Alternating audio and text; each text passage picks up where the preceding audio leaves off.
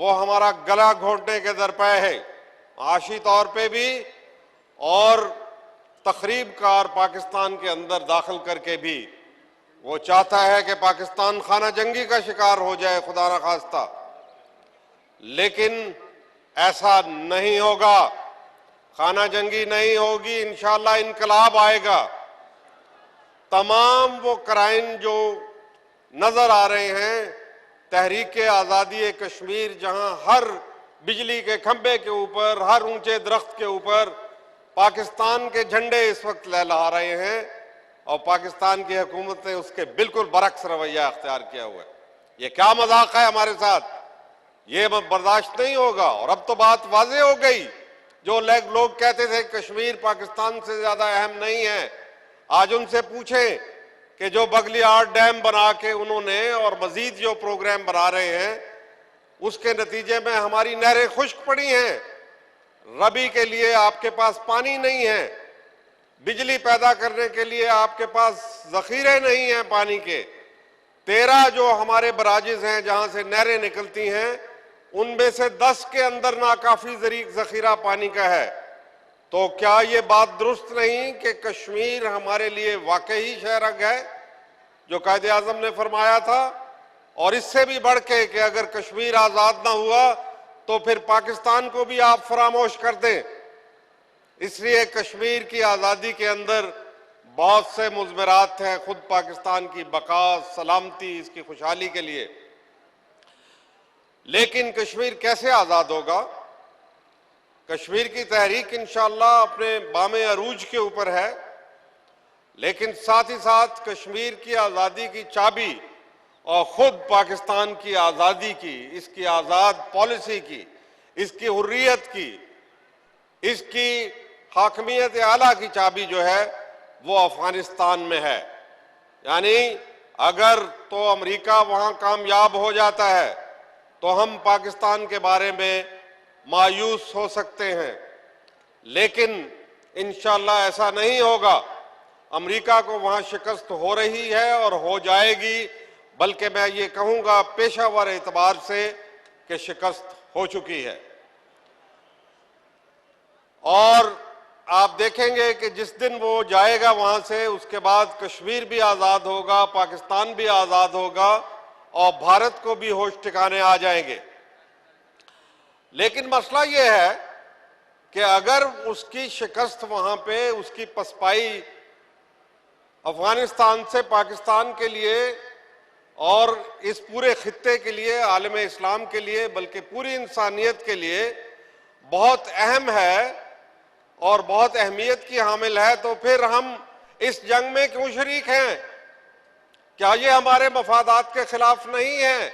कोई पाकिस्तानी अपने दिल के ऊपर हाथ रख के कहे कि अमेरिका की शिकस्त हमारे फायदे में है या उनकी पसपाई हमारे फायदे में है, तो फिर जो उनके सामने बरसरे पैकार लोग हैं, हम उनको क्यों कुचलने के ऊपर तुले हुए हैं?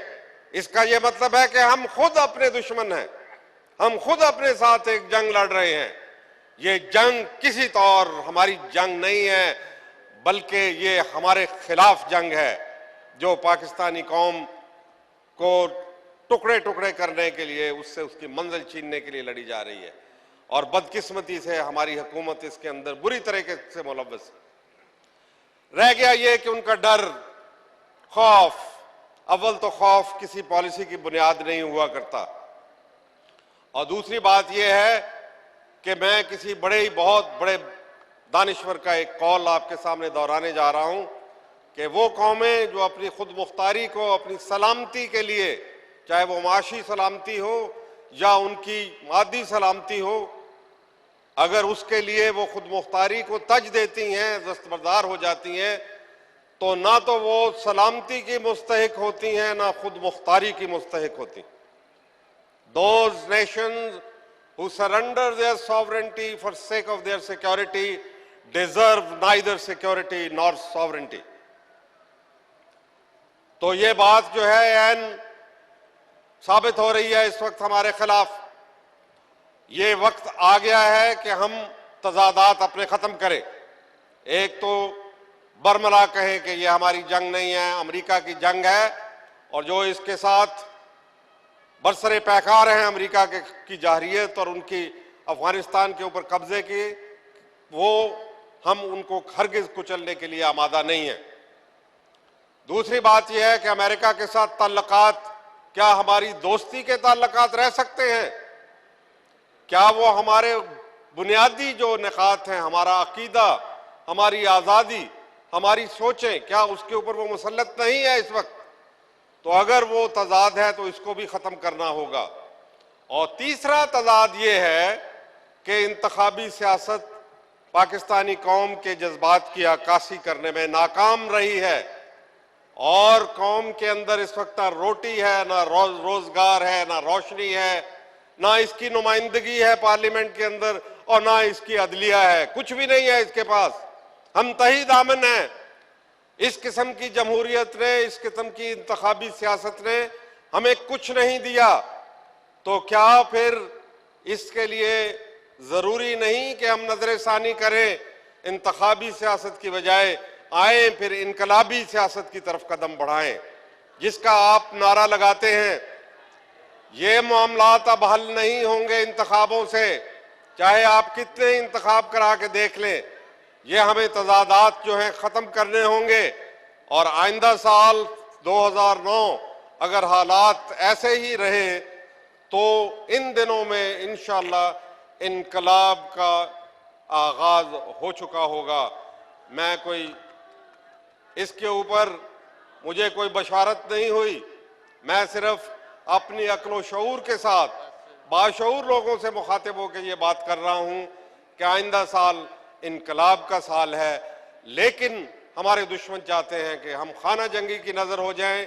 इसलिए ज़रूरी है कि दानिश्वर लीडर सर जोड़ के बैठें और फिर एक नर्म इनकलाब यानी उस खाना जंगी की बजाय हम उसको एक ऐसा रुख दें कि पाकिस्तान अपनी वो मनाजिल जिसके लिए ये तख्लीक में आया था वो हासिल कर सके। मैं आपका शुक्रगुजार हूँ, काजी साहब का बहुत शुक्रगुजार हूँ, जमात इस्लामी का शुक्रगुजार हूँ, उन्होंने मुझे दावत खिताब दी। आपकी बहुत मेहरबानी। आखिर दावाना अनिल हम्दुलिल्लाहि रब्बिल आलमीन।